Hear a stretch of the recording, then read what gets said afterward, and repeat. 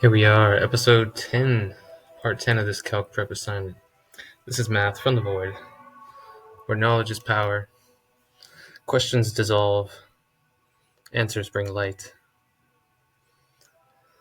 And for all who arrive with an open mind, they can find their place in the infinite. Let's go. Today we're going to be talking about exponential growth, particularly interest growth.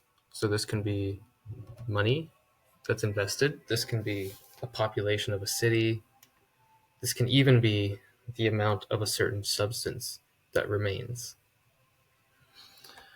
So in order to talk about these, we need to review the general form of an exponential growth function.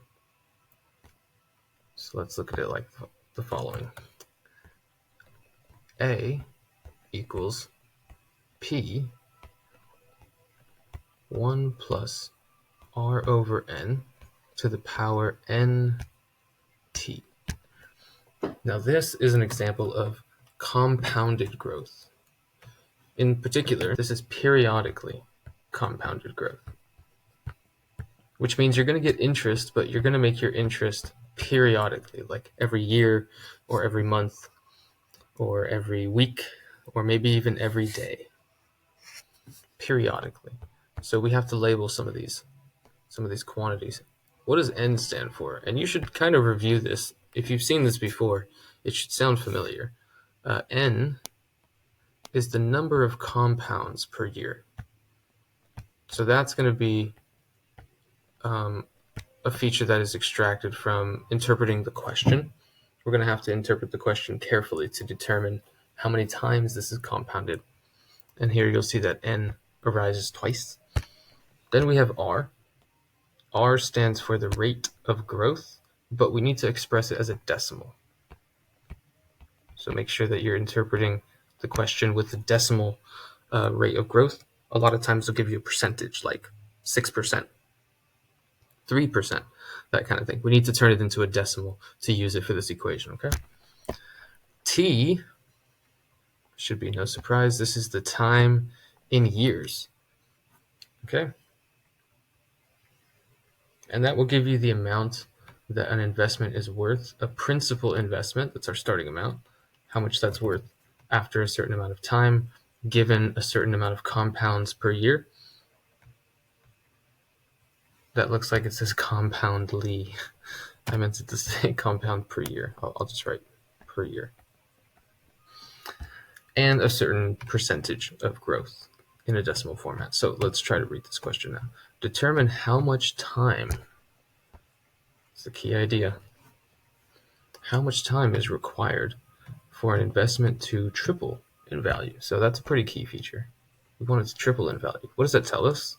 That tells us that the A value is 3 times the principal value. So the amount after it's invested is going to be 3 times the initial amount invested.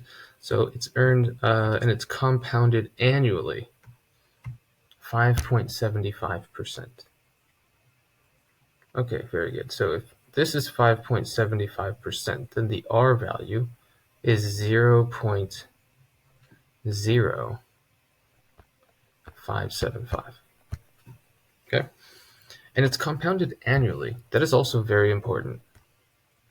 What that means here is that we're not going to use a very fancy version of this equation. We're actually going to use a simplified version of this equation because N equals 1. I'll write that here. If N equals 1, what is our R? Our R is 0.0575. And our A is equal to 3p. Well, then we can just plug in the equation as follows.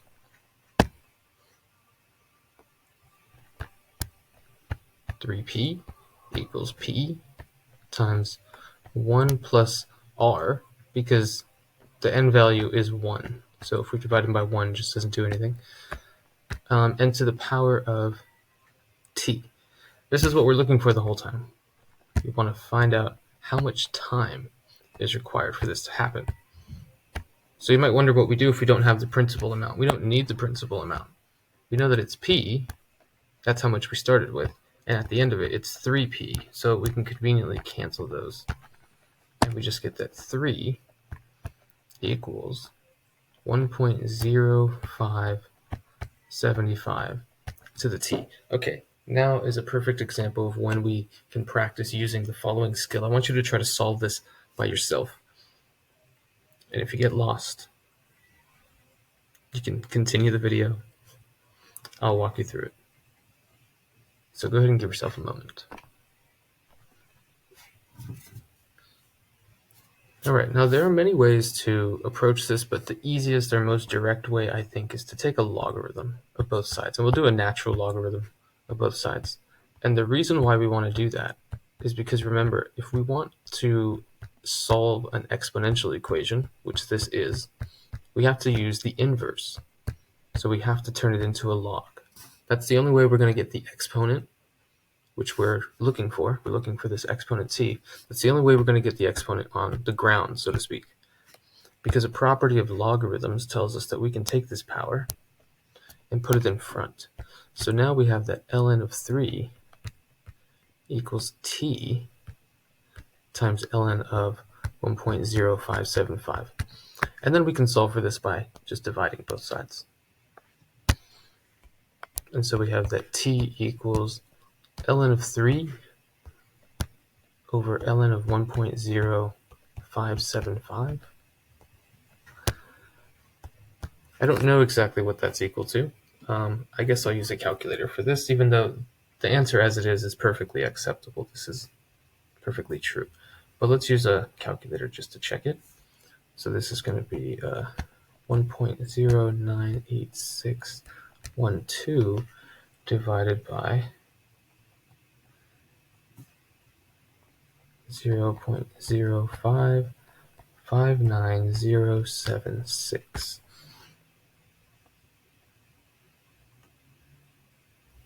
And let's put that into the calculator. So we get approximately 19.65 years, which is quite a while. But if you're expecting something to triple, and it's not paying interest frequently, it's just doing it every year, I guess that's a reasonable amount of time. Because the interest rate is not terrible. 5.75%, it's pretty good. Okay, let's move on to a more complex exponential model. So here we kind of have a concept map out on the left, because this is going to keep track of our various types of exponential equations. The first one was a compounded periodically growth formula, which means after a specific amount of time, then we experience some growth. But it's not at every single moment we're experiencing growth. It's only at a certain period of time. But other models that are realistic, such as population, do not happen periodically. That would be kind of silly if population were periodic. That would be like if everyone had to have their babies on a certain day, at a certain time, exactly when all the people who are going to die. They would have to synchronize all of this so that we have a discrete moment where changes are happening, and the population would sort of just like snap update in one moment as all the births happen and all the deaths happen at the same moment. That would be really weird and, quite frankly, robotic. So that's not exactly what's going on. We constantly have people popping out babies, and we constantly have people that are kicking the bucket. And it's not at a specific time. So this is considered continuous growth. Does that make sense? This is a process that is developing and growing constantly at every single moment. It is not simply that we might have some bursts, right? We might have more births in a certain month or something like that. Maybe people getting it on around Valentine's Day or what have you. But other than that, there's a pretty steady trend that there's no particular amount of time when babies have to be born, and the same goes for when deaths happen. There's no allotted time, designated periodic amount of time when the deaths can occur. So the population is in a constant, continuous flux. It's in a continuous variation. Therefore, we use the slightly condensed formula, which is still an exponential one, but the base becomes really easy. We call it Pert. This base here basically becomes e, and the rate is part of the exponent now, you'll notice. So now this does not have a specific number n of compounds because it's constantly growing. It still has the initial value or the principal value, which means like the starting value. And of course, it still has the time in years, and the rate still needs to be a decimal. Okay, so let's express this question. The population of Knoxville is 500,000. Okay, and it's increasing, makes sense, at the rate of 3.75% each year. That is basically our R value. R is going to be 0.0375. And the question is, approximately when, so they did a slightly different phrasing, but see how it's pretty much the same question, determine how much time is required, approximately when. They're asking for time in both of those circumstances, even though they're using different words. Like you want to look out for when they're asking about what time, or when they're asking, for example, they might ask what the rate needed to be, or they might ask, they might give you the time and the rate, and then they might ask you, like, what is the amount going to be sometime later, in 30 years or something. They might have you predict the future amount. Those are the kinds of questions they can ask. So this is the starting amount. This is P. And we want it to reach 1 million, so this is A. And I'm going to write the equation like this first. 2 equals e to the 0.0375 t. And you might wonder, where did the 2 come from? That's weird.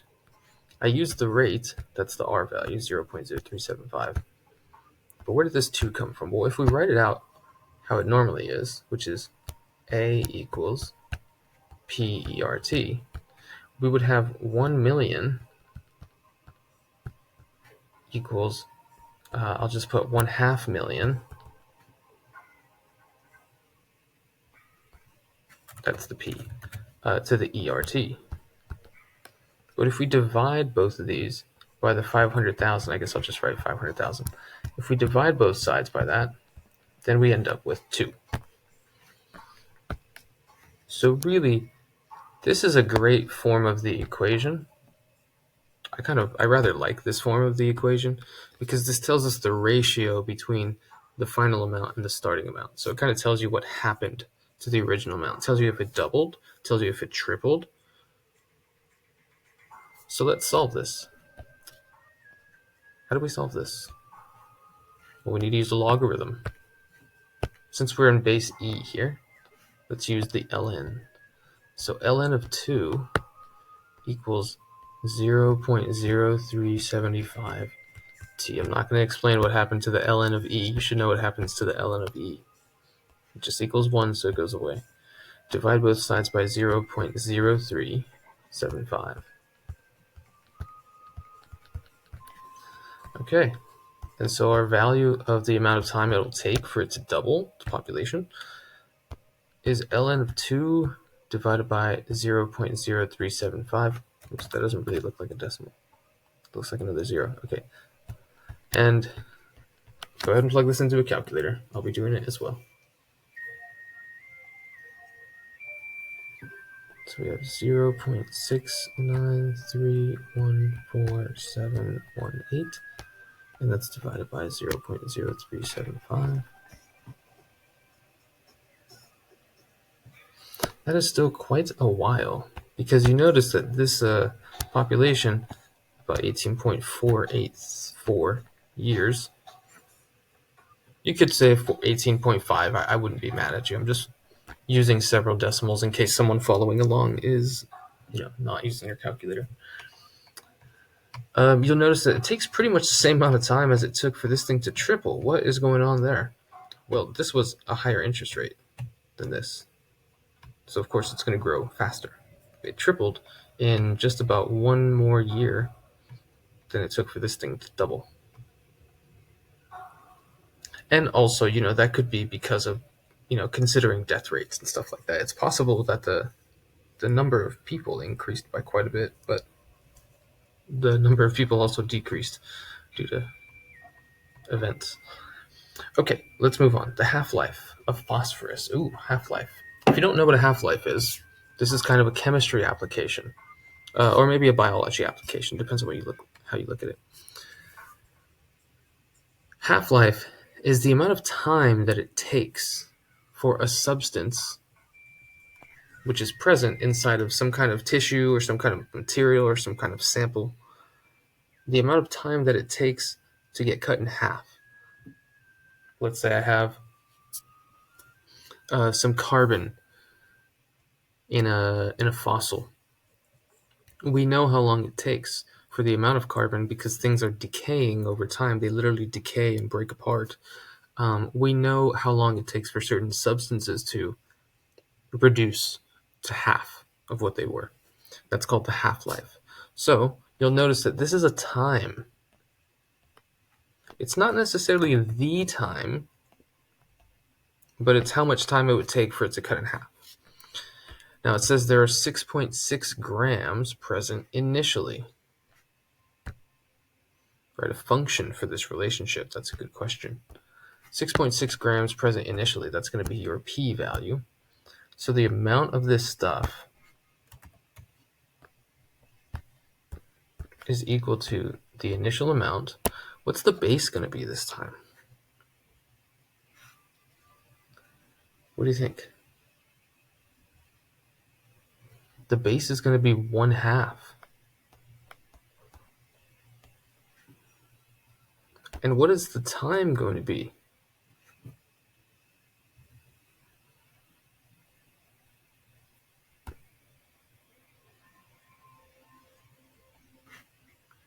The time is going to be, the exponent is going to be r. I guess I should use r. Sometimes I use k.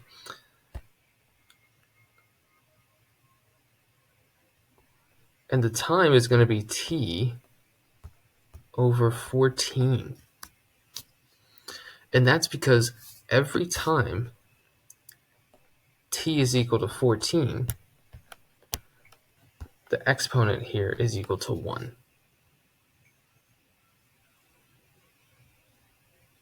Got it? So if t equals to 28, that means 28 days. That's going to be, this would just be 1/2. This is going to be 1/2 squared, because it's a 1/2 and then another 1/2 after another 14 days. Does that make sense?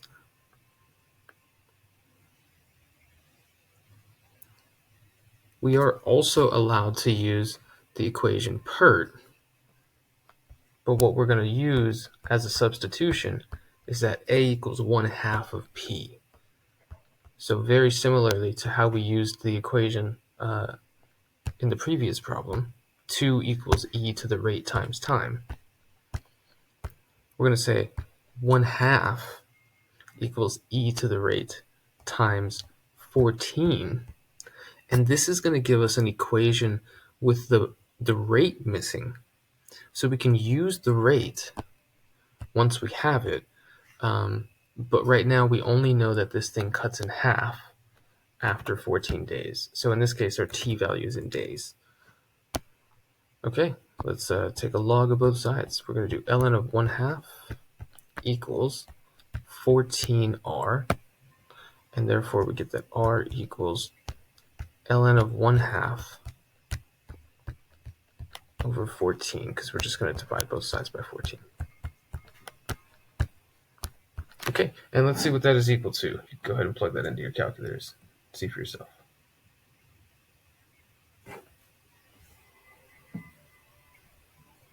We're going to have negative 0.693172 over 14. Don't be alarmed that this is a negative value. It should make a ton of sense. If not, I'll explain in just a moment. So we get an R value of negative 0.0495. The reason why this R value is negative is because the amount of stuff is decreasing. So this actually is not exponential growth. This is exponential decay. And that's why this other equation is a useful one as well, to have 1/2 as the base also indicates a negative, or rather a decrease. I was going to say a negative change, which is true. The derivative is, yeah, that's another situation. It's more for calc students. So this is decreasing. Now, that doesn't perfectly describe the relationship yet. Let's write the relationship out. It is P, or rather A equals P. Oh, whoops. We should just use 1/2 because it's half-life. 1/2 equals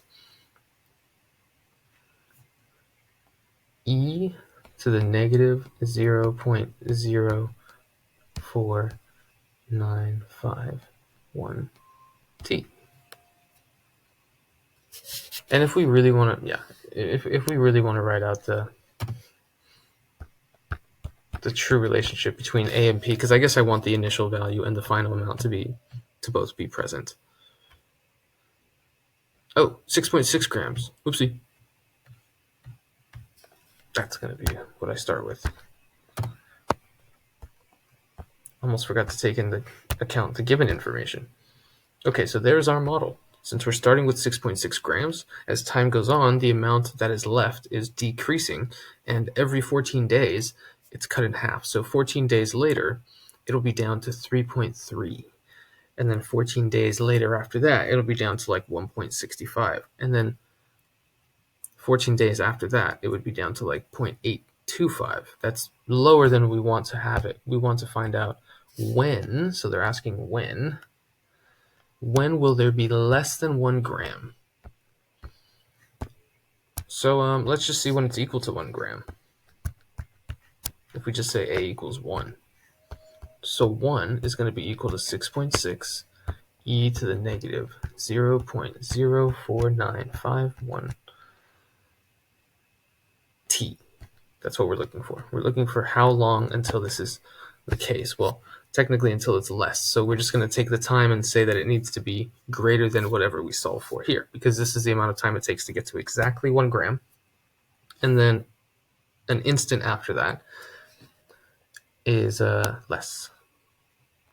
Okay, so let's divide both sides by 6.6 first. Do not take an ln of both sides yet. Don't jump the gun. We need to get the exponential expression by itself, so that's this part. We need to get that by itself first. So we're going to have 1 over 6.6 equals e to the negative 0.04951 t. And now we can take an ln of both sides. So we're going to have ln of 1 over 6.6. I'm not using a calculator yet because I don't really care what that's equal to. Equals negative 0.04951 t. And lastly, we can divide both sides. Divide by negative 0.04951. So let's see what that's equal to. See, now we can use a calculator if we really want to. Let's see, that.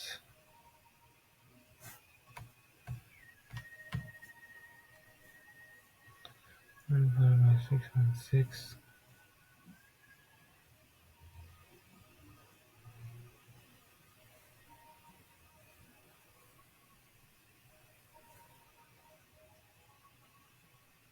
Whoops, I did something terribly wrong. Okay, let's try that again. 1 divided by 6.6, take an ln of that, and divide by 0.04951.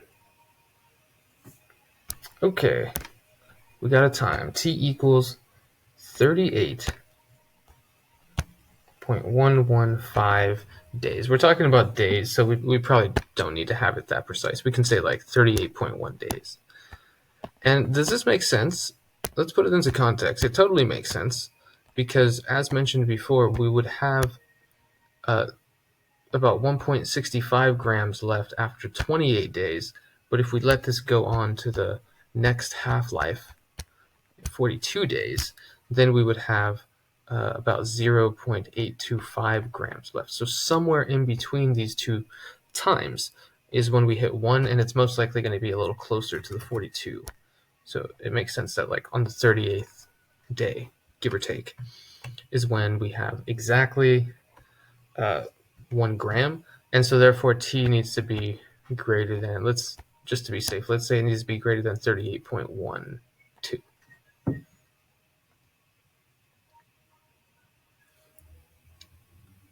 Okay, so these were some direct problems using exponential growth. I really want you to practice this kind of a thing because we're going to have to interpret word problems pretty soon.